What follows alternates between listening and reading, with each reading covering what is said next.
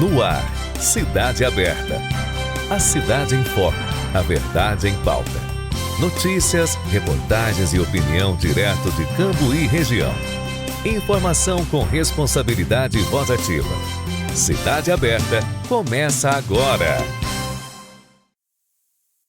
Boa noite. Nós estamos aqui agora para apresentar o programa Cidade Aberta número 2. Desta vez nós estamos gravando aqui diretamente do nosso estúdio, na TV Nova Enfoque, na Rua Saldanha Marinho 122, em Cambuí.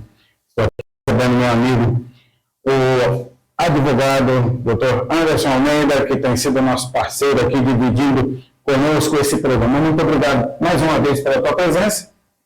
Eu que agradeço a participação, ficou bonita a vinheta aí do meu vídeo. Ficou bonita a vinheta. Está começando a tomar um pouco do jeito a coisa, né? Tomando o corpo mesmo, assim, com cara de grande TV. A gente vai começando a aprender. Mas nós temos uma homenagem para fazer agora, né?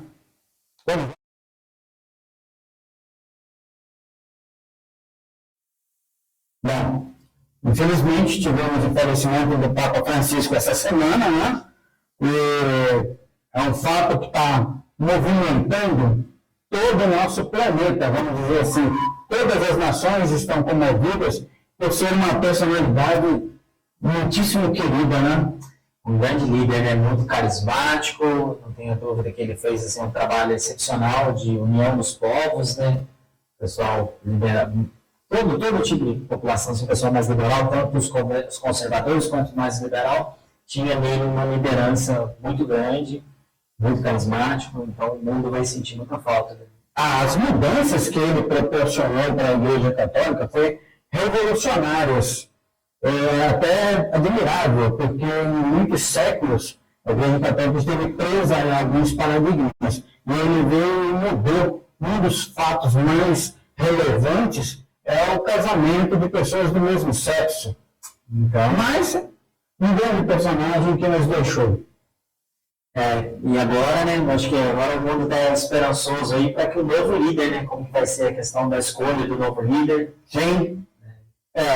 O sepultamento é marcado agora para sábado, no horário aqui do Brasil, vai ser às 10 horas, onde vão estar presentes mais de 200 líderes mundiais, inclusive o presidente Lula está para confirmar a presença dele, e começa a reunião dos arcebispos para, naquele conclave, buscar um novo candidato, que, pelo que eu tenho ouvido falar nos comentários, ele deve ser da África ou de algum país mais do Oriente, porque são locais onde a Igreja Católica teve um crescimento muito grande.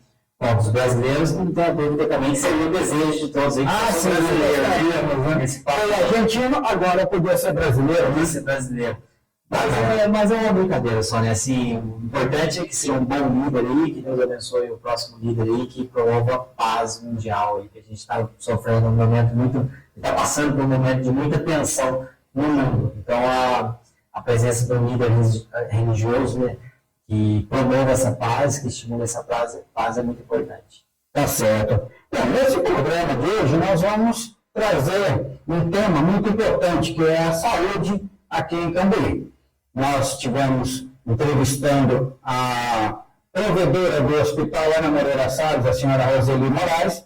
Estivemos também entrevistando o secretário de Saúde, o André Ribeiro Bueno, e também o diretor do SAI, o Felipe Carneiro. São pessoas de conhecimento técnico que estão empenhadas em fazer um bom trabalho para o nosso município, né? São pessoas assim, tanto o Felipe, né, que está na diretoria, o André também na Secretaria de Saúde, e a Roseli também está há muitos anos ali no hospital fazendo um ótimo trabalho, né? A gente vê que são pessoas comprometidas com a melhoria do nosso município aí. Lógico que a gente vai fazer alguns comentários, principalmente com a questão do hospital, mas sempre com o cunho de tentar ajudar, fazer aquele comentário positivo. Não é porque talvez faz uma crítica que a gente não quer que melhore depois. Com certeza. Até o objetivo do programa também é esse, né? Sim. Levar para a população a informação, talvez até colocar o dedo ali em alguma ferida, ali em algo que não vai funcionando muito bem, mas o objetivo sempre é a gente melhorar como sociedade e melhorar como cidade, né? Tá certo. Então, vamos já ver aqui a entrevista da senhora Roseli? Bem, boa tarde. Nós estamos aqui com a provedora do Hospital Ana Moreira Salles, a senhora Roseli Moraes, que eu agradeço por estar nos recebendo nessa tarde para esclarecer alguns pontos. Acredito que a população quer saber a situação do hospital. Nós estamos agora já passando o outono, né? Em breve nós já teremos o inverno, onde a demanda é maior, mas gostaria que a senhora falasse também, de um modo geral, a situação do hospital. Ok. Boa tarde, Emílio, boa tarde a todos. Bom, inicialmente eu gostaria de reafirmar que o Hospital Ana Moreira Salles é uma empresa privada filantrópica. Ou seja, o Hospital Ana Moreira Salles é um hospital filantrópico e que depende de recursos públicos para o seu pleno funcionamento. Hoje nós somos considerados um hospital de média complexidade e atendemos aqui 6 especialidades, quais sejam ortopedia, ginecologia, pediatria, clínica médica, anestesia e cirurgia. Nós atendemos não apenas Cambuí, mas a região. São 8 municípios que utilizam o serviço do hospital. Nós temos um movimento intenso aqui, são mais ou menos 4.000 atendimentos por mês apenas no pronto-socorro, além das internações, além dos partos, além das cirurgias que nós realizamos aqui. Então, esse movimento está acima da nossa capacidade, na verdade, né? Nós dependemos, como eu já disse, essencialmente de recursos públicos para o pleno funcionamento da instituição. A administração vem fazendo uma série de melhorias e benfeitorias no hospital a fim de garantir para o paciente o melhor atendimento possível. Por exemplo, nós instalamos agora, no começo do ano, em janeiro, uma usina de oxigênio, ou seja, nós estamos produzindo o nosso próprio oxigênio. E esse é um fator não só de redução de custos, mas é um fator de segurança para o paciente, porque nós não dependemos de terceiros para o abastecimento de oxigênio. Estamos fazendo melhorias na nossa estrutura física o tempo todo, desde pinturas até aquisição de equipamentos. Por exemplo, nós acabamos de adquirir um equipamento de ultrassom, então o hospital agora está fazendo ultrassom com Doppler, ultrassom de vários tipos. Investimos na capacitação de funcionários, de toda a nossa equipe. Então, o tempo todo a gente está realizando essas melhorias e essas benfeitorias para atender os pacientes. Com relação ao que você perguntou especificamente, Emílio, nós estamos sim preparados para receber esse paciente agora, né? Começa o inverno, a demanda é muito maior, principalmente com adventos de gripe, né? Especialmente para pacientes idosos, para crianças. Então essa usina de oxigênio vem justamente atender a essa demanda, porque há um consumo maior de oxigênio nesse período. E, enfim, as nossas instalações estão aí, né, prontas para receber e acolher esse paciente que chega até nós. Roseli, como você disse, o hospital ele é mantido por essas participações. Cada município ele entra com uma participação, seria isso? Isso, exatamente. Isso vocês atendem. Eu estive semana passada com a prefeita Cíntia, ela me informou que tem feito um repasse aqui por ordem de R$500 mil para a instituição, mas nós sabemos que isso não é suficiente. Exatamente. Depende também dos outros municípios, não é isso? E os nossos municípios que estão ao nosso redor, eles têm também feito uma colaboração no sentido de manter, uma vez que você recebe os pacientes? Tem sim, Emílio. Logicamente que pelo hospital estar sediado em Cambuí, o maior número de pessoas que chegam até nós é justamente Cambuí. 85% dos pacientes que chegam até o hospital são pacientes de Cambuí. Então é justo e é lógico que a Prefeitura de Cambuí faça um repasse muito maior do que os demais municípios, né? Mas todos eles contribuem, só que com um valor muito inferior, né? Então, pela própria demanda que nós recebemos aqui. Alguns desses municípios têm uma UPA, então muitos dos casos são atendidos nessas UPAs e acaba vindo para o hospital os casos mais graves, né? Acidentes ou mesmo pacientes que estão afetados por doenças mais graves. Para finalizar, então, a nossa entrevista, Roseli, eu gostaria que você falasse, assim, um recado para a população, porque eu imagino, porque eu também já vi aqui algumas vezes, e às vezes a gente vê as pessoas um pouco com os ânimos alterados. Que recado você daria para essas pessoas, para quando vierem ao hospital, virem preparadas, até mesmo aquele fato de eles devem vir diretamente aqui ou devem primeiro ir até uma UPA? Como que funciona? Como deve ser isso? Para que, vamos dizer assim, melhore o funcionamento. Então, Emílio, esse também é um ponto que a população precisa ser informada e orientada. Segundo o SUS, 85% dos atendimentos devem ser feitos nas unidades básicas de saúde, ou seja, nos postinhos ou nos PSFs. E apenas 15% deveria ser feito no que eles chamam de o setor secundário, que são os hospitais, e terciário, que são os hospitais de alta complexidade, como é o caso, por exemplo, do Samuel Libani. O fato é que essa relação é invertida, ou seja, as pessoas acabam vindo para o hospital antes mesmo de passar numa unidade básica. E isso faz com que haja uma demora no atendimento, né? Mas, de qualquer maneira, hoje nós temos uma equipe médica que é maior do que nós costumávamos ter, por exemplo, até metade do ano passado. Hoje nós temos 4 médicos em plantão presencial na porta. O que isso significa? No pronto-socorro. Então nós temos um ginecologista, um pediatra e 2 clínicos que ficam 24 horas presencial. Logicamente que quando nós recebemos um paciente grave, que chega pelo SAMU, por exemplo, um acidente, esse paciente tem prioridade de atendimento. Então toda a equipe vai atendê-lo prioritariamente.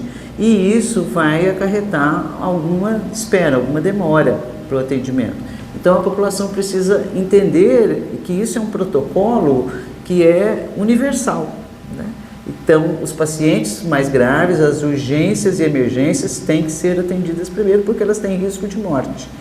Portanto, pode ser que haja uma certa demora até que esse paciente fique estabilizado e, logicamente, retorne o atendimento normal, né?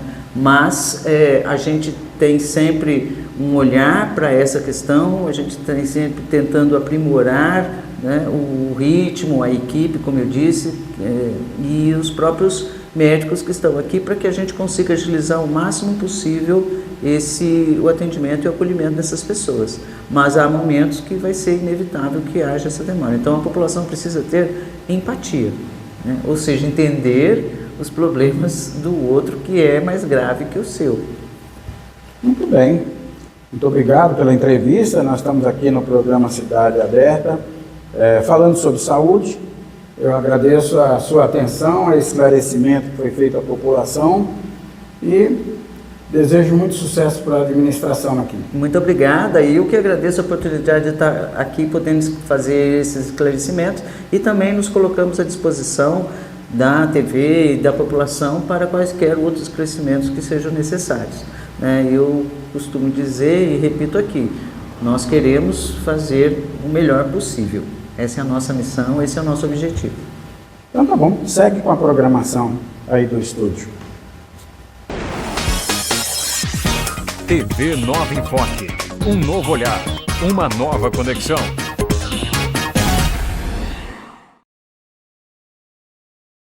Pode ver aí a declaração da Roseli com relação ao hospital. O que você achou, Anderson? Bom, a Roseli trouxe boas notícias, né? Boas notícias para a população. Sim, eu também achei. Principalmente a questão dos 4 profissionais, 4 médicos numa porta que ela sinaliza, né? Seria 2 clínicos gerais, um ortopedista e um ginecologista. Ela mesma comentou que há um tempo atrás isso não havia, né? Então é uma conquista hoje a gente ter essa disponibilidade de profissionais ali, um ortopedista, 2 clínicos gerais e um ginecologista. O ortopedista, inclusive, em todas as questões de acidente, sempre era muito requisitado, né? Com certeza. E nós que estamos aqui às beiras da Fernão Dias, é muito comum os acidentes que ocorrem nesse percurso, todos eles acabam vindo para cá, porque nesse intervalo entre Bragança Paulista e Pouso Alegre, o melhor hospital, eu creio que tem Extrema também. Extrema tem um hospital muito bom.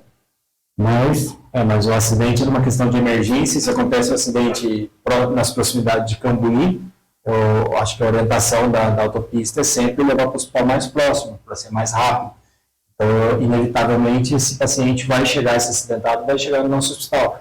E ter um ortopedista, como os outros profissionais também, mas eu sinalizo ortopedista justamente por causa da questão de fraturas e tal, que é comum acontecer e na Fernão Dias, parece que esse trecho que compreende entre Extrema e Cambuí é um dos trechos mais sinuosos, né? Onde constantemente a gente vê que tem acidentes no trecho aqui do Canguava, né? da Serra do Canguava. Mesmo aquele trecho de Itapeva é bastante sinuoso. Sim, Deus queira que a gente não precise, mas assim, todos nós aí, se a gente for lembrar, todo mundo vai ter uma história para contar que já precisou numa questão de um acidente pequeno que seja, ou outros mais grave, e ter um ortopedista à disposição ali no hospital é muito importante, né? A gente fala muito do nosso turismo também no nosso município, o pessoal conhece, sabe que eu pratico um esporte de aventura, um esporte de alto risco, que é o parapente, então uma hora ou outra pode acontecer de alguém se acidentar e precisar ali, Deus querendo. Mas assim, fico contente com essa informação que a diretora nos passou, que hoje tem esse profissional lá 24 horas à disposição. Então, acho que o ponto mais relevante ali na questão do lado positivo foi esse, que ela fez esse comentário, né? Eu observei assim, um ponto que eu achei também muito positivo, é que agora o hospital ele tem uma usina de oxigênio, ou seja, não tem mais aquela dependência de terceiros. Verdade, exatamente, bem lembrado. Isso é muito importante, porque no caso, como a gente passou pela pandemia, inclusive, que né, a gente teve toda a escassez de recursos e também de oxigênio, então ter uma usina no hospital traz essa independência, né, para o hospital. Além de uma grande economia. Economia, segurança, né, essa independência, e ela sinaliza que o hospital está preparado, inclusive, para o inverno que está chegando, onde esse oxigênio vai ser utilizado para o tratamento, né, do pessoal com resfriado, principalmente os idosos aí. Então, também isso muito positivo. Depois, outro ponto que ela traz no caráter bem informativo, que é para a população se manter informada e participar também, fazendo a sua contribuição ali com o objetivo de melhorar.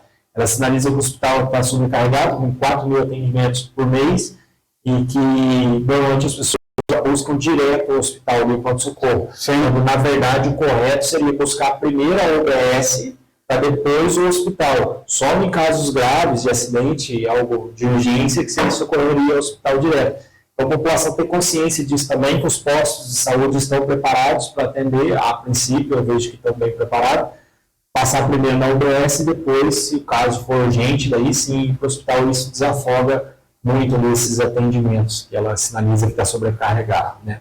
Tá certo. Nesse ponto aí que você destacou muito bem, ela informou que deveria estar pela ordem de 85% dos atendimentos na UBS e 15% no hospital, e que esse processo está inverso.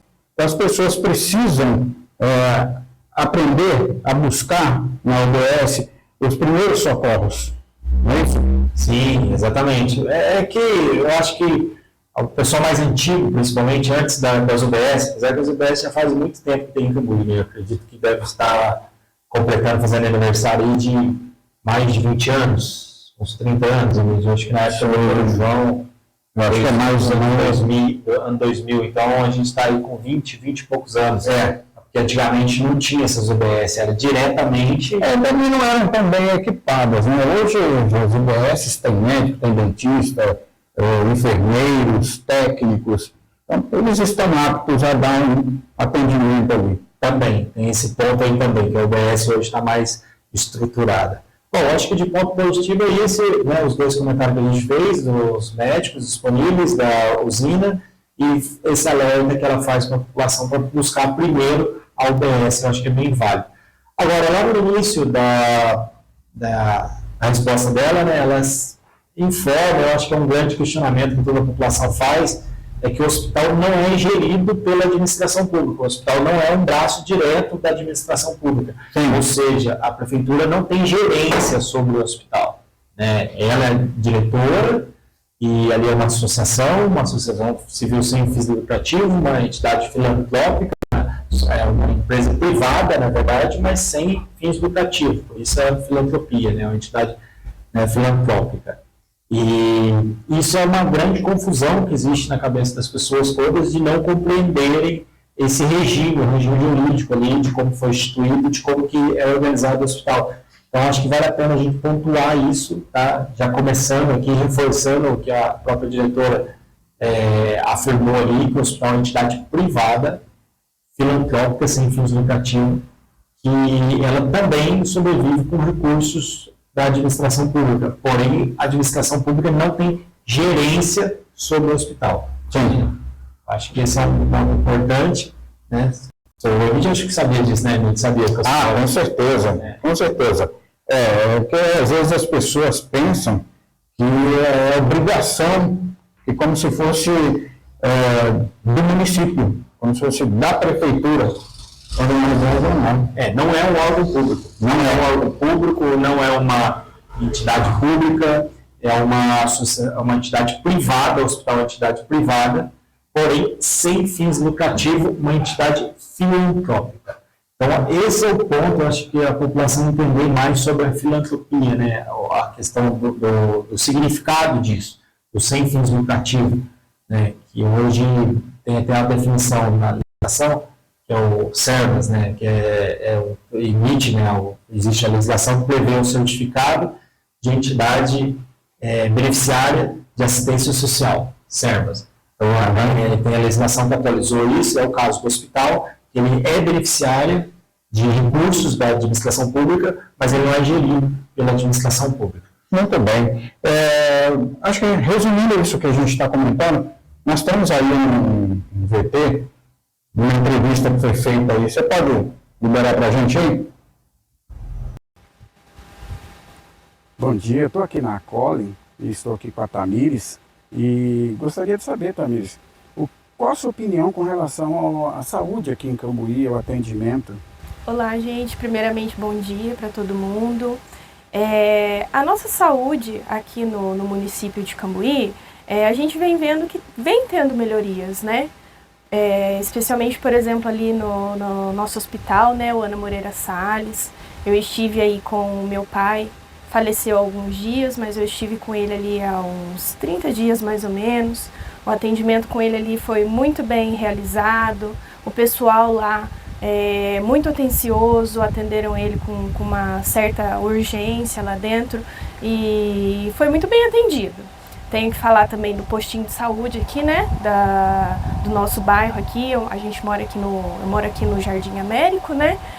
As meninas aqui estão sempre de prontidão, os enfermeiros. A gente chega ali com dúvidas, no mesmo momento eles estão ali de prontidão para atender a gente. Então, eu acredito que a gente só tem a melhorar, tá? Tá muito bem, tá muito legal, as meninas estão trabalhando aí legal e eu acredito que a gente só tem a melhorar. Então, vai da gente, né? Tá sempre aí buscando melhorias, da gente tá sempre conversando, expondo, né, os nossos pontos de vista para o pessoal, para sempre haver essa troca de comunicação e a gente sempre conseguir melhorar o que já tá bom, certo? Tá bom, muito obrigado, viu, Tamires? Imagina que é isso. E aí, o que você achou dessa entrevista?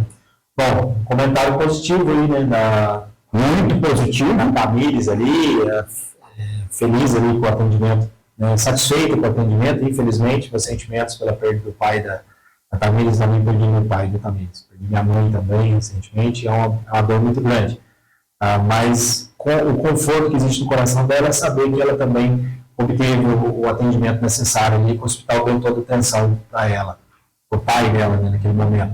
Então, muito bom, comentário positivo. Tá certo.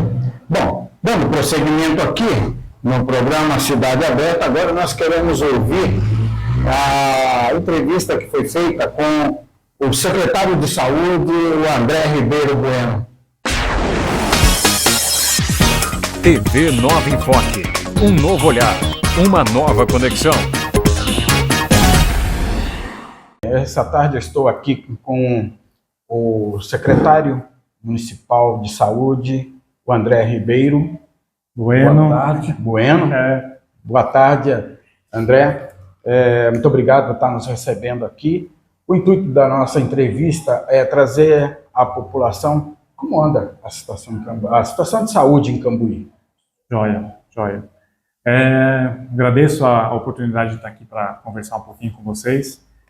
Saúde de Cambuí precisa melhorar bastante ainda. A gente tem muito a evoluir, tem muita coisa para a gente conseguir conquistar. Já estamos caminhando para esse objetivo e tem algumas questões que já alcançamos também, questões principalmente questão administrativa, que a gente está arrumando bastante a casa para que a gente possa construir um processo, um fluxo, protocolos para que a gente consiga construir esses protocolos, fluxos e processos para a gente conseguir também fazer o sistema de saúde pública rodar conforme é necessário. André, uma pergunta que eu quero fazer é com relação às vacinas. Nós estamos aí para um período de inverno, onde aumenta os casos de problemas respiratórios e isso acaba também acarretando um acúmulo no hospital. Isso. Como é que está essa campanha com relação às vacinas? Não apenas a vacina da influenza, mas febre amarela, que nós sabemos que Cambuí está no corredor do foco da febre amarela. Nós tivemos um caso aqui que, felizmente, ele encaminhou para a cura, mas na região tiveram casos que foram para óbito. Exato, exato. Febre amarela aqui em Cambuí a gente teve um caso confirmado, né? E a gente tem um caso suspeito agora, mas a nossa equipe de vigilância sanitária trabalhou muito intensamente nos bairros da zona rural, principalmente os bairros que rodeiam as cidades vizinhas, né?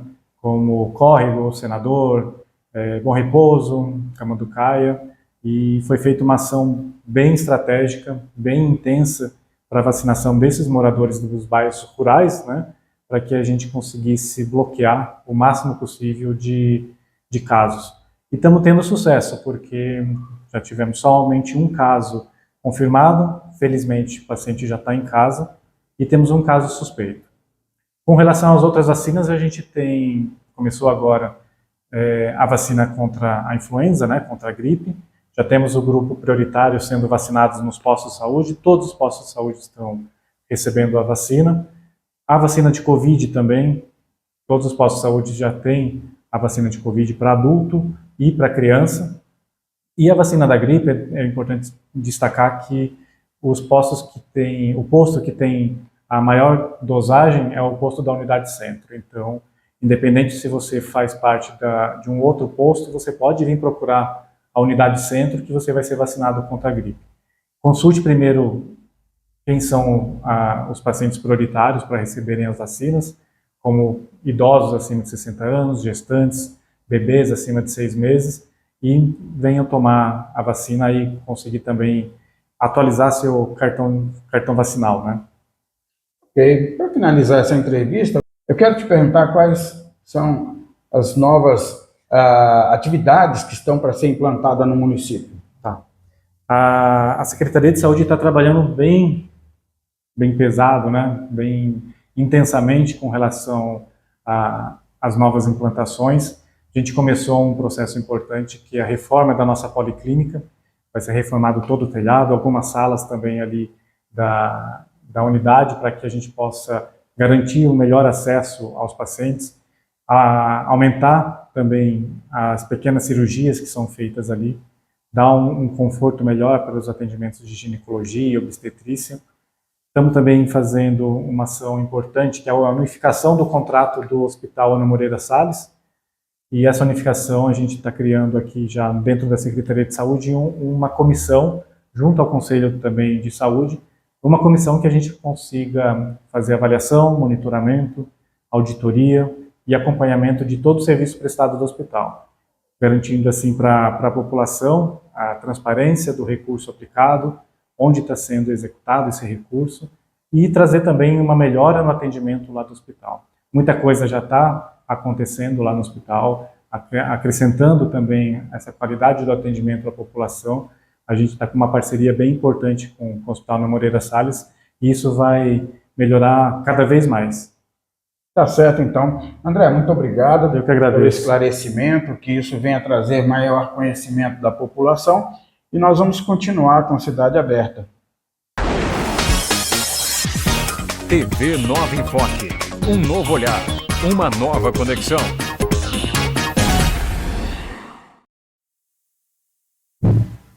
E aí? Bom, o empenho, né, entusiasmo ali do nosso secretário de saúde de fazer um bom trabalho é visto ali, é estampado nas palavras dele ali. Eu achei muito positivo o comentário que não está bom, mas vamos buscar melhorar. Exato. Ele não comentou ali, mas eu acho que uma das grandes dificuldades que existe no nosso município ainda na saúde, eu acredito que o André, né, como nosso secretário, ele vai estar todo empenhado em resolver, é que existe uma fila muito grande de exames, de pedido de exames no nosso município. Isso é uma questão do município, da prefeitura, de solucionar isso através dos convênios, da contratação direta desses exames, porque a pessoa, né, quer ter aquele entendimento básico, daí a gente não está falando do pronto-socorro, mas é aquela saúde preventiva, né, para evitar depois uma emergência. Então, o médico já receita aquele exame e é importante que o exame esteja em dia, porque nada adianta o médico não receitar o exame, mas depois a pessoa ficar na fila há anos aí para conseguir seu exame. Então, Quando chega com o exame, é tarde. Não consegue. O processo já está muito adiantado, né? Ou pior ainda, né? Teve casos que eu soube lá no posto de saúde que a pessoa ficou mais de anos precisando de exame. Quando chegou a vez dela, que foi chamado, daí já tinha acontecido logo. Já tinha falecido, mas não tinha condições mais, né? Um ponto que a gente ressaltou ali também, né, na entrevista, é a questão de vacinação, a prevenção, a questão da febre amarela, que nós estamos no Cambuí, está no corredor aí da febre amarela, nós tivemos em Cambuí casos, né, mas eles estão trabalhando no sentido de buscar solução para esse ponto também. Então, e um ponto positivo, ele sinaliza que o pronto-socorro não, né, o UBS do centro, né, que é aquele posto ali de central, tem um maior número de vacina disponível, né? Então a população dentro da prioridade, ele sinalizou que pode passar para obter a sua vacina. Então a vacina ali está sendo bem ofertada para os municípios, então, isso é um ponto positivo aí para a saúde do nosso município, está de parabéns. Depois eu acho que o outro comentário que ele fez foi da questão da contratação do serviço do pronto-socorro de saúde com o hospital, né, que seria o convênio com o hospital, não é isso? Sim. E ele comentou que hoje o hospital recebe algo em torno de R$500 milhão, é bastante dinheiro, é muito dinheiro. A diretora do hospital também confirmou isso. O hospital recebe muito dinheiro do município de Cambuí e dos outros municípios vizinhos também. Então, não só uma proporção bem menor, mas recebe dinheiro dos municípios, acho que 8 municípios que são atendidos. Sim. Né? Então, o hospital recebe, né, um dinheiro, assim, uns números bem volumosos do município de Cambuí e dos municípios vizinhos, e também do SUS pelo serviço prestado. E como o hospital é uma entidade sem fins lucrativos, acho que a gente tem que voltar de novo lá na origem e entender como que foi a construção do hospital, como que foi a fundação do hospital. O hospital ele sempre sobreviveu na origem, com recursos, né, do próprio município, através de doação. Então, o hospital nasceu através de doações. O hospital não nasceu com o dinheiro público. Tá? E automaticamente ele era subsidiado também com o dinheiro de doações. E hoje a gente não tem esses números, a diretora não passou esses números para nós, mas para a gente ouve, né, aparentemente esses valores, né, deve ser uma porcentagem muito pequena de doação hoje que existe frente à quantidade de dinheiro público que é injetado. Tá? E também é uma coisa que a gente não ouve falar sobre uma campanha nesse sentido, né? Também não tem campanha nesse sentido, não está tendo. Eu acho que agora, aproveitando os bons comentários que a Tamires fez e a própria diretora também comentou, que tem mais médicos disponíveis, então, cheio dessas notícias boas, seria o momento, talvez, de fazer uma campanha no sentido de arrecadar mais doações para o hospital, que é a essência do hospital, viver com doações também, com doação da população, fazendo jus à característica, né, de entidade filantrópica ali, da filantropia, né? A filantropia vem do grego a palavra, inclusive, né, amor à humanidade, né, amor à humanidade. Então, esse termo filantropia vem ali daquele desejo de você querer ajudar as pessoas. Então, amando a humanidade, foi instituída uma associação sem fins lucrativos com o objetivo de servir a população. Hoje tem legislação, regulamenta isso, deixa isso mais estabelecido, como eu já sinalizei aí, né, o CERBAS, que é o certificado emitido. E se a população não está tendo tanto interesse em doar para o hospital, por que isso vem ocorrendo? Antigamente doava mais, hoje doa menos, o hospital estaria com menos credibilidade.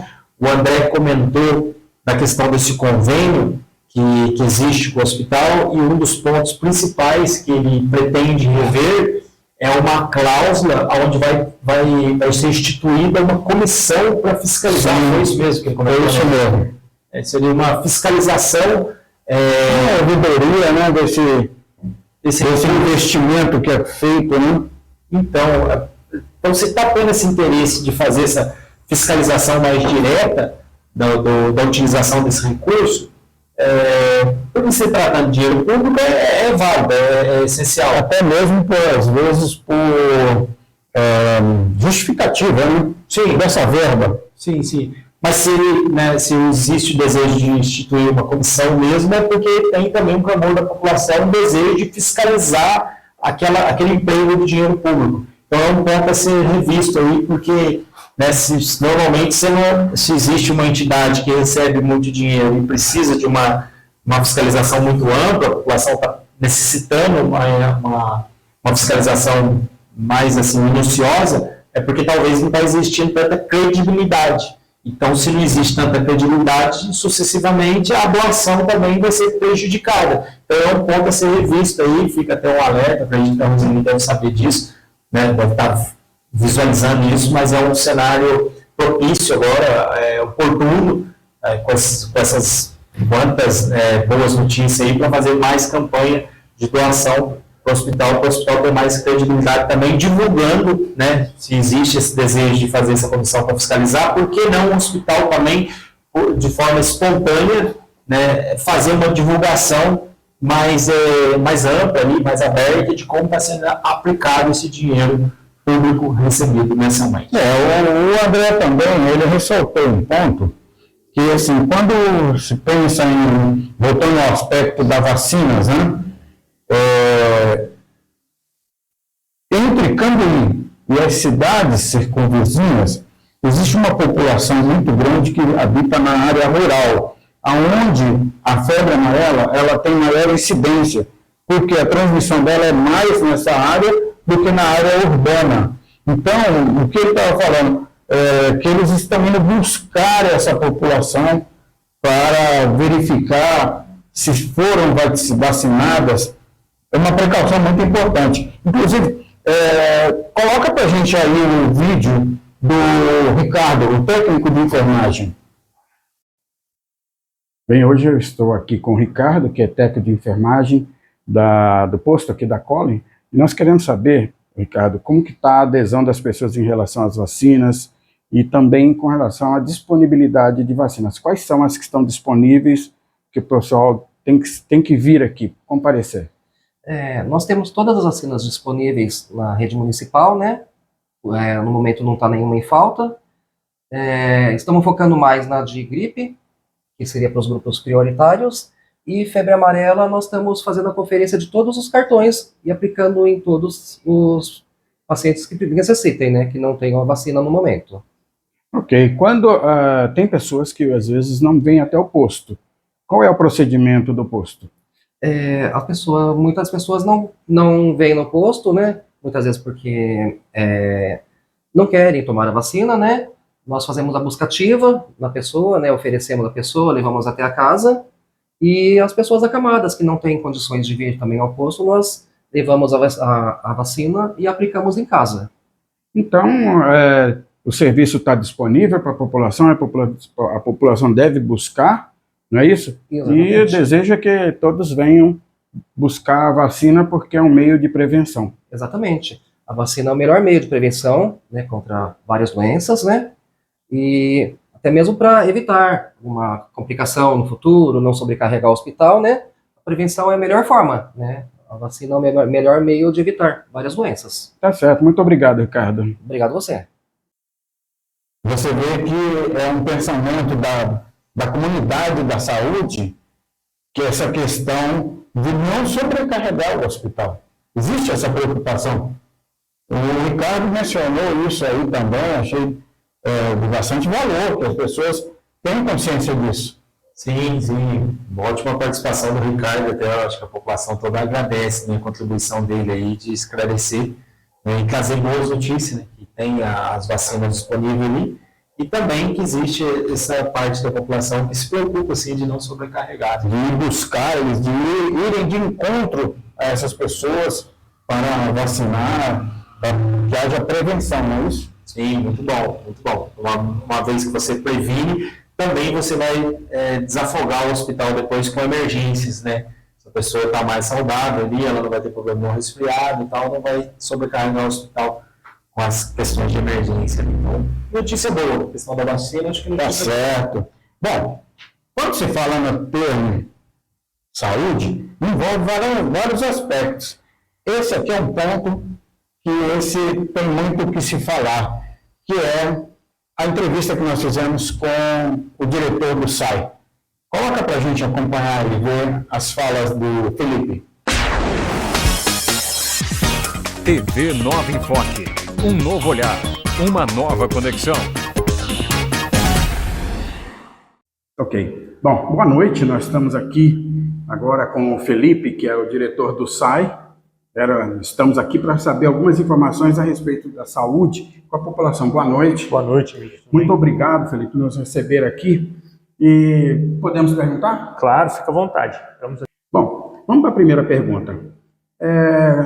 Hoje nós temos 3 fontes de abastecimento da cidade de Cambuí. Isso. Certo? Uma pergunta que fizeram para mim na rua é o seguinte: a fonte que abastece, a captação que abastece ali do Braço das Antas, ela é feita posterior a Frei Damião ou antes do Frei Damião? Como funciona? Porque as outras... Na verdade, fisicamente, ela está posterior ao Frei Damião. Eu acho que a grande dúvida, a grande pergunta é com relação ao esgoto, tanto do bairro dos Vasos como da Frei Damião, né? Que sempre que está montante que a gente fala da captação. Esse esgoto, Emílio, ele tem uma rede antiga que foi feita, se eu não me engano, há uns 8 ou 10 anos atrás, né? Antigamente existia uma estação elevatória no bairro dos Vasos, né? E foi desativada isso há uns 8 anos e foi feita essa rede. Então essa rede, ela existe uma rede, uma elevatória de esgoto, e esse esgoto é jogado logo após a captação, né? Captação de água ali do Ribeirão das Antas, que hoje é a principal captação nossa. Hoje o Ribeirão das Antas é em torno de 60%, né, da captação da água é feita ali, às margens da rodovia Fernão Dias, né? Então podemos dizer que é um mito essa história de que a captação é feita posterior aos dejetos da Frei Damião. Fisicamente ela está posterior, só que o esgoto existe uma canalização, né? E isso é jogado na frente logo após a captação nossa, né? E essa questão do esgoto também, o que tem que ser tomado cuidado é o que a gente chama de DBO, né? Que é a quantidade de matéria orgânica que é encontrada na água. Às vezes, dependendo do tamanho do volume do rio e o volume desse esgoto, com o passar do tempo, essa carga orgânica é pequena. Mas não é o caso nosso. Hoje existe uma elevatória, e isso é jogado posterior à captação. Você me falou dos 3 mananciais, para deixar claro que os mananciais, o principal é o Ribeirão das Antas, né, que é em torno de 60% da nossa água hoje. Depois vem na cabeceira da usina, né, que é uma tubulação que a gente chama por gravidade, não é bombeado, né, em torno de 20%. E depois a gente tem outro manancial que é o mais novo, que é o manancial do Rio Itaim, que foi feita uma estação recentemente, acho que uns 2 anos no máximo, que é feita a captação ali quase na ponte da Estrada de Consolação, né? Então, hoje são esses 3 mananciais que abastecem a cidade. teria como mensurar quantos por cento do esgoto doméstico de Cambuí hoje é tratado, ou quanto? Hoje, infelizmente, a gente só tem o tratamento no bairro do Rio do Peixe. Hoje, o bairro do Rio do Peixe, eu posso dizer que 96%, 98% do bairro, ele é 100% tratado, né? Com relação à cidade de Cambuí, hoje ela eu não gosto de falar o número de 100%, que sempre há uma variação, mas 99% a coleta desse esgoto, né? E esse esgoto, infelizmente, ele é destinado no Ribeirão das Antas, né? Nas galerias de água de chuva dentro da cidade, que depois deságua no Ribeirão das Antas. Está sendo feita uma obra que ela é gerida pela prefeitura, né? É uma obra que já tem mais de 10 anos aí, que é da estação de tratamento de esgoto, que vai ficar no próximo ao Rio Itaim, né? Então, essa estação hoje está parada, se não me engano, a obra, ela está judicializada, mas é uma estação que ela vai ter, logo quando estiver pronta, ela vai conseguir tratar 100% do esgoto da cidade. Ok. Eu não sei se você pode me responder, que eu tinha conhecimento que as pessoas que moram na área rural, elas podiam solicitar um serviço do SAI, que seria a coleta da água que eles consomem, que não é tratada pelo SAI, e era feita uma guia onde pagava e é feita uma análise para a pessoa saber se a água que ele está bebendo está sendo boa para consumo. Não. Hoje o SAI, assim, o nosso laboratório, ele é um laboratório que alguns tipos de análise a gente consegue fazer dentro do SAI. Outras análises que até a portaria nos pede, né, a portaria da Agência Nacional de Águas, é uma terceirizada. Então, dependendo do tipo da análise, esse serviço ainda é feito pelo SAI. Importante falar que no segundo semestre a gente vai descer, que a gente tem que alterar a lei, né?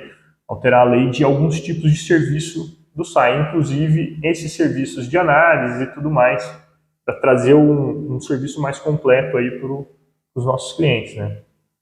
Ok. Bom, agora para finalizar, tem algum grande projeto que está em andamento para a gente anunciar? Remídio, como você mesmo falou, assim, a gente assumiu há pouco tempo e financeiramente o SAI ele não encontra no seu melhor momento, né? Então, hoje a gente tem uma série de dificuldades aqui no SAI, tanto para reservação de água, questão de caixas d'água, normalmente o pessoal fala, né, de reservatório, quanto para distribuição, que em alguns lugares a gente tem 100% bombeado. Normalmente o que a gente costuma dizer que o correto seria a gente enviar essa água para um reservatório, esse reservatório por gravidade distribui para as residências, mas isso não acontece em Cambuí. Então a gente tem boa parte do município que é 100% bombeado e isso causa inúmeros problemas, né? De vazamento, às vezes de turbidez na água, que é o que às vezes o pessoal reclama dessa... a água está suja, né? Porque para o bombeamento na hora que religa, né? Vem todo fazendo procedimento. Então a gente tem uma série de desafios a serem feitos nesses 4 anos, que são as trocas das tubulações ainda de ferro fundido, que fica dentro do centro da cidade, né, que causa inúmeros problemas, e a gente pretende investir em reservação. Então, reservatórios. Vão ser instalados ainda esse ano alguns reservatórios em pontos estratégicos da cidade, principalmente no bairro ali da Edith Lopes, onde atende uma demanda muito grande, setor ali, vários bairros, né, que abrange desde o São Benedito até a Vila Mariana, Vila Ramos, então toda essa parte sul da cidade atende, e fazer adutora, porque não adianta eu ter um caninho pequenininho e para encher um reservatório de 500 mil litros. A gente tem que fazer redes, né, tubulações maiores, que a gente chama de adutora, para poder abastecer esses reservatórios. Então, neste primeiro ano, o foco nosso é exatamente esse. Ampliação das redes e fazer alguns reservatórios agora no segundo semestre. Tá bom, te agradeço a sua atenção. Então, o Cidade Aberta continua o seu programa. Muito obrigado por nos receber e de vez em quando nós estaremos aqui para levar mais novidades para os moradores. A gente está sempre à disposição. TV Nova Enfoque. Um novo olhar, uma nova conexão. Estamos de volta para comentar sobre as entrevista aí feita com o diretor do SAI. O que você achou? Quais são os pontos mais fortes? Bom, infelizmente no SAI eu acho que a gente não teve tão boas notícias, né? E ela está ligada diretamente à saúde da população. Sim. Fisicamente, 60% da nossa água é coletada no Ribeirão das Antas. Ele até explicou que existe o encanamento que foi feito e tal, que leva mais embaixo, mas assim, fisicamente a captação é feita posterior. Né? E a qualidade da água nossa, eu acho que não dá para passar pano quente, né? A gente sabe que não é tão boa no nosso município. Tá? Tanto a qualidade da água quanto a questão da distribuição. Né? Ele comentou lá que tem vários pontos que são ainda distribuídos por bombeamento. O que quer dizer isso? Né? Sai direto do tratamento lá e chega por bomba na casa da gente. Então não tem um reservatório. Acho que aí vai explicar, porque de vez em quando a gente abre a torneira e recebe aquele soco na torneira, talvez sai com escura, água bem turva, né, muito ar. Algumas pessoas também reclamam que isso aí pode até gerar problema no hidrômetro e marcar um pouco mais. Então não está legal. Tá? E a gente sabe disso também, não é de hoje. O Felipe está lá fazendo um excelente trabalho. O Felipe é meu amigo, cheio de muita boa vontade ele tem, eu acredito muito na competência dele, mas o SAI tá assim complicado. Ele fala da questão do financeira, né, dos recursos, que está passando por dificuldade. Então está passando por dificuldade por quê também, né? Por quê? Por que agora a conta não está fechando? O que será que aconteceu? Há um tempo atrás também a gente sabia que o SAI sempre tinha dinheiro no caixa. Acho que nesse aspecto ele não comentou, né? Por que o caixa não está? Não. Existe o déficit. Ele não chegou a fazer comentário nesse. Nem um comentário. Ele comentou só de alteração na legislação, que vai mudar também a forma de análise, que eu acho que vai fazer contratação de análise, e talvez até exista um reajuste no valor da cota para poder equilibrar ali o déficit que existe. Eu acho que isso ele já andou comentando comigo em outra ocasião aí, do aumento. O ano passado também tivemos um aumento, né? A gente está lembrado que no final do ano passado já era da gestão dele, do Felipe, no final da gestão do Thales, mas o Felipe ainda como diretor. Tivemos um aumento, né? Acho que foi no final do ano passado, não foi isso? Sim. Eu perguntei, ele na entrevista ali, a gente não comentou, mas em off, eu perguntei sobre a análise que é feita, é obrigado a ser feita por outro laboratório credenciado, que é feito na água do SAI. Se estava sendo feita essa análise. Ele confirmou que continua sendo feita, sim, um outro laboratório que faz, isso é necessário. E também é a questão da limpeza dos reservatórios. Essa foi uma questão também conversada à parte, mas aí é uma parte que envolve mais a técnica lá que trabalha lá no... Pessoal mais operacional. Exato. Mas eu acho que essa limpeza deve estar sendo realizada, né? Deve estar sendo realizada pelo pessoal operacional, acho que deve ter uma rotina de limpeza, acredito eu. Como as nossas caixas d'água, né? Se o SAI tem um tratamento de água, mas as caixas d'água das nossas casas não são limpas regularmente, elas estão sendo contaminadas. Daí, do ponto de vista técnico disso também, eu acho que nenhum de você tem tanto conhecimento, né, nisso, mas eu acho que eles fazem análise da qualidade da água, então o tratamento em si talvez seja mais importante do que manter o reservatório. Não sei, o reservatório também tem que fazer a limpeza, mas o tratamento da água, a água sair com uma boa qualidade pós-tratamento, eu acho que é o ponto principal, né? Se a água não sai com uma qualidade boa, principalmente considerando que a água está sendo captada no mesmo local próximo onde é lançado o nosso esgoto, né? Então isso é um ponto a se refletir, que está diretamente ligado na saúde, claro, porque se a gente está consumindo a água que pode ter influência do nosso próprio esgoto, tá? Então isso vai causar um impacto grande na nossa saúde depois, com certeza. Né? Ali ele ressaltou aquele ponto que tem que se levar em consideração o volume do esgoto que é lançado e o volume de água. O DBO, né? Ele comenta lá. Isso, porque tem uma relação muito séria. A gente lembra, quem teve oportunidade de ver lá em São Paulo, o Rio Tietê, ele era azul.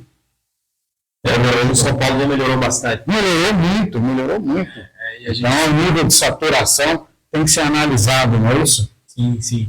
Mas eu acho que isso deve estar dentro dos limites, deve ter norma para isso também, né? Acredito que está sendo feito um bom trabalho no final de tratamento. Agora, eu acho que o ponto importante para ser destacado aqui é se ele comenta que tem um déficit, tem um problema na questão do orçamento do SAI, e a necessidade de fazer investimento, ele sinaliza ali que tem necessidade de fazer investimento, desse novo reservatório, troca de encanamento, falou também da questão da obra de esgoto, que a gente vai fazer uma parte, já que a gente fala da obra de esgoto aqui, eu acho um pouquinho mais, mas há necessidade evidente de fazer investimento. Agora, se não tem recurso para fazer esse investimento, já está deficitário, como vai fazer? Vai fazer onerando mais o contribuinte ainda, aumentando o valor da nossa tarifa? Ou por que está sendo necessário esse investimento? A infraestrutura aumentou em nosso município? Aumentou o número de oferta de lotes através dos loteamentos? Eu acho que sim, é evidente. A gente almejava isso e pós-plano diretor 2020, eu acho que é nítido que teve um aumento muito grande no número de loteamentos. Agora, 4 anos depois do plano diretor, depois que teve um aumento muito grande do loteamento, a gente recebe a informação que o SAI está com deficitário, está com falta de recurso, né? Está faltando recurso também, e precisa de investimento. Então, a gente vai receber um presente de uma conta de água maior, ou como que vai ser custeado esses investimentos. Tá? Eu acho que isso é ponto para se refletir, se teve um número de loteamentos expressivo que aumentou no nosso município. Eu acho que hoje se fala muito da questão da regularização da imobiliária, né? Onde os novos loteamentos têm que fazer o investimento de toda a sua infraestrutura. Sim. Toda a sua infraestrutura para não onerar o município. E isso envolve o quê? O loteamento tem que fazer o investimento na infraestrutura da construção do loteamento em si e do impacto que esse loteamento vai causar no município. As contrapartidas. Então, se o loteamento novo surge e ele faz o encanamento das suas ruas, tal, mas aquele loteamento precisa de um reservatório ou precisa até de uma captação nova ou um sistema de tratamento novo, é evidente que esse investimento deveria partir desse loteador e não da população. Você imagina agora se você... Vamos jogar essa carga em cima daqueles que já têm, dos contribuintes que já vêm levando uma carga elevada, alta. Então você imagina, você receber na sua casa uma conta de água alta, então imagina, hoje a gente paga o mínimo, acho que é 40 e poucos reais, a gente recebeu uma conta muito maior, talvez até o dobro, e você saber que aquilo dali é também consequência do número de loteamento que aumentou e a administração pública não fez a exigência da contrapartida necessária. Isso envolve a gestão passada e a gestão atual agora, que tem que fiscalizar isso e rever até as condicionantes que foram estipuladas para os loteamentos. E esse ponto eu não estou vendo no nosso município. Infelizmente, eu não estou vendo. Eu fiz até um comentário há poucos dias de um loteamento novo que tem ali perto da rodovia do córrego, ali que pega naquele córregozinho que sai daquela represa do solar. É um loteamento muito bonito e tal, mas não vi nenhum investimento em sistema de tratamento de esgoto. Não vi nenhum investimento nisso. E captação também de água. Então, isso tudo está ficando para o município, o loteamento surge, né, o loteador faz só a infraestrutura ali local do loteamento e não faz nenhuma contrapartida para o nosso município. É bom a gente rever isso. É questão de mudar a legislação, né? Uma coisa que está dentro do assunto, quando o Felipe falou assim, em novas tubulações, né? Uma coisa que eu fiquei assim, perplexo com a informação, que a tubulação de água que lá da usina, quem fez foi o Zé Nascimento, há 50 anos atrás. Agora, eu pergunto, há 50 anos atrás, como ele conseguiu fazer uma tubulação trazendo água de lá da usina até aqui a cidade? E por gravidade, ou seja, sem bombeamento. A água chega por gravidade, não precisa de nada de luz elétrica, nenhum tipo de energia para a água chegar. A própria gravidade, né, a altura ali da onde a captação da água é o suficiente para a água chegar na estação de tratamento, que é alta também, que fica ali na Vila de Santo Antônio. Então, Até a gente conversou sobre isso, eu também já conversei com o Felipe sobre isso. Até no final da minha mãe, em uma ocasião, fez um comentário que eu acho que foi muito válido, a gente falando dessa questão aí. E daí o Felipe foi um dos comentários, falou, mas hoje não tem muito recurso, é difícil para fazer um sistema de captação parecido com aquele. Né? Ou seja, 50 anos atrás, o prefeito Zé Nascimento teve condições de fazer. E hoje o pessoal... Eu tenho certeza, mas parece que o Hospital Ana Moreira Salles também foi um produto da gestão dele. Tem alguma coisa assim que eu lembro na época do Jornal da Serra, que nós fizemos uma reportagem, que eu tenho uma memória, está meio falhando, mas parece que tinha alguma coisa. Não, sim, teve muita ajuda. Ele, se não me engano, ele foi gestor do hospital. Acho que ele foi diretor do hospital, não como prefeito, mas foi diretor do hospital, o cargo que a Roseli ocupa hoje. Mas o hospital já é uma situação assim, ele teve muitas doações. Tá? O hospital faz parte... aquele aspecto que você levantou. Exato, o hospital faz parte da constituição do município, né, de quando saiu do Cambuí Velho e veio para essa nova cidade, onde está estabelecida hoje. O hospital fez parte desse projeto inicial ali. E também ele foi construído com muitas doações. Agora, a captação, voltando para a captação de água, foi feita, né, pela administração pública, todo com recurso público, e uma obra assim, gigantesca, que hoje alguns engenheiros falam, é muito difícil de fazer algo parecido e tal. Como que foi feito há 50 anos atrás? 50 anos atrás foi possível fazer, e hoje não é? Aí o comentário da finada minha mãe falou, mas então o pessoal hoje está ficando menos competente? Antigamente era mais competente, mais competência, hoje o pessoal está tendo menos competência.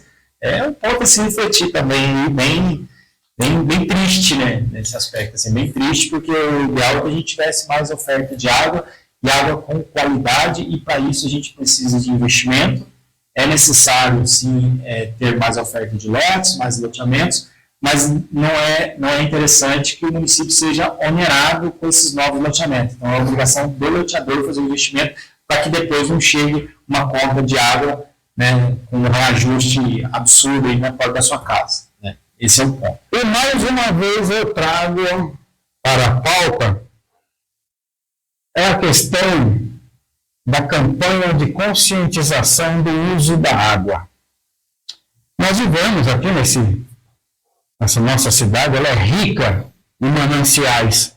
Eu acredito que isso traz um pensamento errado. Vamos lavar carro à vontade, vamos lavar calçada com água.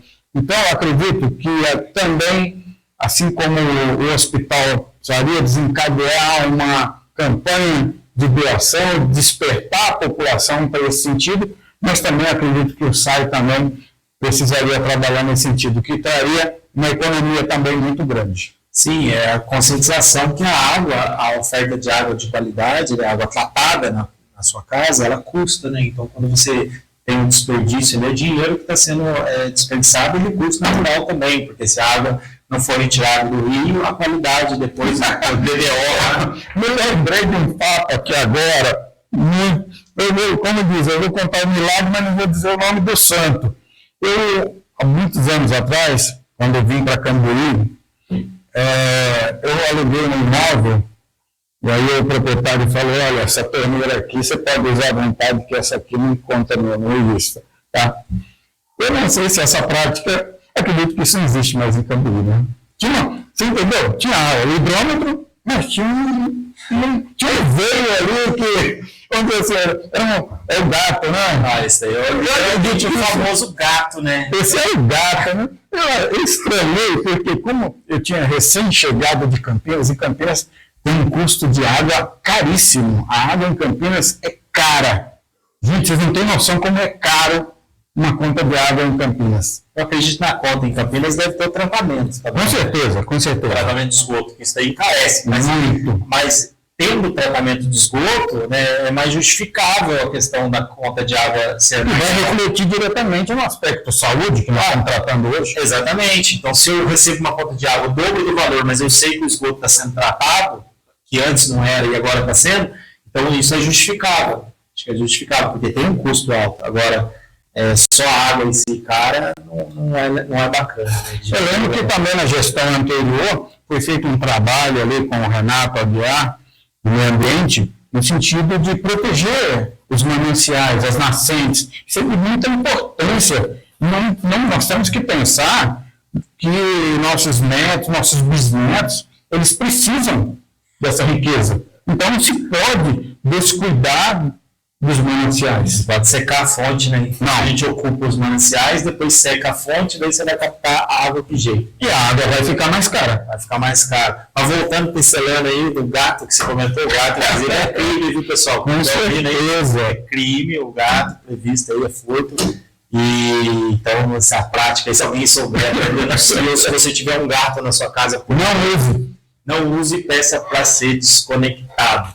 Eu acho que nessa fala do Felipe, o que ficou faltando foi só dar uma pincelada na questão do tratamento de esgoto aí que a gente comentou, uma pincelada rápida aqui.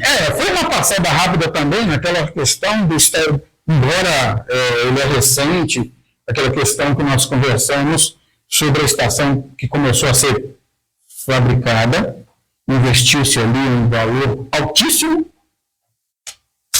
e perdeu-se em nada. Então esse é um ponto que eu acredito que está ligado diretamente ao SAI. Não é de responsabilidade atual, mas ali já foi investido um valor muito alto. Se a gente está falando de crime, que a gente comentou do crime de gato, eu acho que ali, né, que a gente fez. Tem mais gato aí? Ali tem, eu acho que muito mais gatos. Muito mais crime envolvido. E tratando-se, né, de dinheiro público, dinheiro nosso, e dinheiro muito alto. Então, se a gente fala que o Felipe. Há quanto tempo você que tem uma memória dessa obra? Essa obra foi iniciada na época do Dirceu, no meio da gestão do Dirceu. Então, do meio da gestão do Dirceu. Eu lembro dessas propagandas. Eu lembro quando foi feito esse alarido em torno dessa estação de tratamento. Foi um convênio com a Funasa, a antiga Funasa.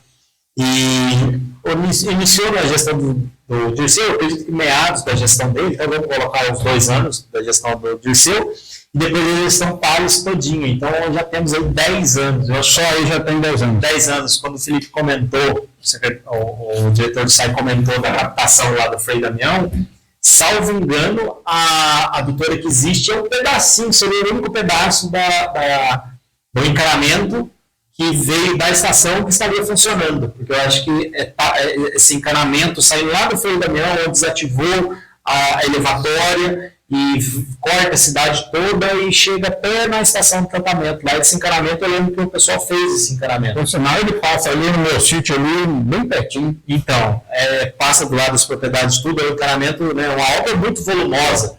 Na época iniciou-se com 13 milhões e alguma coisa. Depois, na gestão Tales, bem lembrado aqui, é o seguinte, começou na gestão do Dirceu, mas depois na gestão Tales, nos 8 anos, a obra andou bastante na gestão Tales. E também foi feito vários aditivos, outros pagamentos ali, então foi aumentando o valor. Hoje já chega na casa de quase 20 milhões de reais, sem nenhum benefício direto para a população e talvez com muitos gastos. Mas eu acredito que essa gestão talvez venha retomar. Assim espero. Só teve um detalhe que o Felipe comentou que já estaria judicializado, porque é de conhecimento que existe muita irregularidade nessa obra. A empresa que começou, parou, teve rescisão de contrato, e ele comentou que foi judicializado, e infelizmente não foi judicializado ainda, Felipe. Eu gostaria que tivesse sido também, com base até nessa informação que você tinha me passado anteriormente, mas eu obtive a informação no jurídico da prefeitura que não foi judicializada essa obra ainda. Apesar de ter sido feito todos os levantamentos, as perícias, identificando que houve irregularidade, desvio, talvez, de dinheiro público, então existe a previsão de desvio, assim, mau emprego, né? A empresa que não terminou a obra como deveria, recebeu e não fez a obra, seria nesse sentido. Ela recebeu o dinheiro, foi feita uma medição, ela recebeu o dinheiro, mas não executou a obra como deveria. Isso já tem laudado, tá? Segundo o jurídico da prefeitura. O que não tem é a judicialização, ou seja, se existe uma irregularidade, uma ilegalidade que a empresa que deu a licitação uma responsabilidade da empresa nisso, né? Essa empresa tem que pagar por isso, tem que ressarcir ao erário, ressarcir os cofres públicos, e o que a gente espera é que isso seja judicializado, seja resolvido isso em uma nova licitação e a gente consiga resolver essa licitação de tratamento aí, que já é uma novela no nosso município. Bom, nós estamos quase para encerrar aqui o nosso programa de hoje, mas quero trazer aí para a próxima edição do jornal do Cidade Aberta, que vamos tratar de um tema de grande importância, que é sobre reciclagem. Acredito que é um tema que vai dar muito pano para manga. Sim, eu acho que a população deve... Esse é uma ação mais ligada à ação da população, uma atuação ali da população de conscientizar que deve separar o lixo. Eu vivo isso em casa sempre, vejo que é uma dificuldade, de vez em quando recebe parente, quando a gente faz festa em casa, o parente quer colocar os lixos tudo no lugar só ali, sem separar. Então isso daí começa a educação da escola, vem cada um também separar o seu lixo dentro de casa, depois sim cobrar da administração pública. Isso não adianta só a administração pública atuar, isso tem que ser uma questão de educação. Esse vai ser um tema que vai ter muita profundidade. Mas eu quero abrir um gancho aqui, talvez, você não me perguntou, só teve a entrevista de uma pessoa, quando na realidade a gente quer abrir esse microfone para que a população se manifeste, mas vou te dizer que também eu faço um gancho com o que você falou na edição passada do nosso programa, a sensação de perseguição. Veja bem, encontrei sim várias pessoas por buscar uma entrevista, mas foi um tempo perdido. Por quê? Tiveram pessoas que, como sempre, querem manifestar algo de forma negativa, mas eles têm medo. Medo, como uma pessoa falou para mim, não, eu tenho medo de perseguição, principalmente na área da saúde, que é aquela questão. Ninguém sabe a hora que precisa. E justamente na hora que você precisa, falar, foi você. Então, continuamos com o nosso microfone aberto, porém, com muito poucas falas da população. Para a gente ter uma democracia mais plena, a população precisa participar. Mas a gente entende essa dificuldade, esse medo da população participar. A gente comentou isso no programa passado e depois você mesmo ouviu isso na rua das pessoas. Então eu alertei isso, né? A gente alertou isso. Está sendo uma dificuldade, né? Eu não esperava encontrar isso. Mas isso é sabido, infelizmente é uma herança que temos da administração com traços das antigas oligarquias, ainda do coronelismo. Por mais que a gente tenha uma prefeita toda entusiasmada em fazer o melhor, e assim a gente espera, mas a gente observa, né, que existe ainda a marcância ali, as grandes famílias que ainda causam muita influência na administração. Isso são, assim, características do coronelismo, das antigas oligarquias, onde tem aquelas grandes famílias que participam mais diretamente da administração e conseguem alienar, eu digo alienar, mas consegue alienar de alguma forma a grande massa da população, até proibindo que eles façam comentários dessa forma. Eu fico assim, pasmo, porque quando a gente conversa ali em off, eles se manifestam. Agora, quando eu falo, vamos gravar uma entrevista? Não. Não posso, porque tem sempre uns porquês, e com isso a gente acaba não trazendo uma informação que poderia, não no sentido de denegrir, mas no sentido de construir, de buscar solução para um problema. Mas, infelizmente, isso não está acontecendo. Mas, bem, queremos agradecer aqui a sua audiência.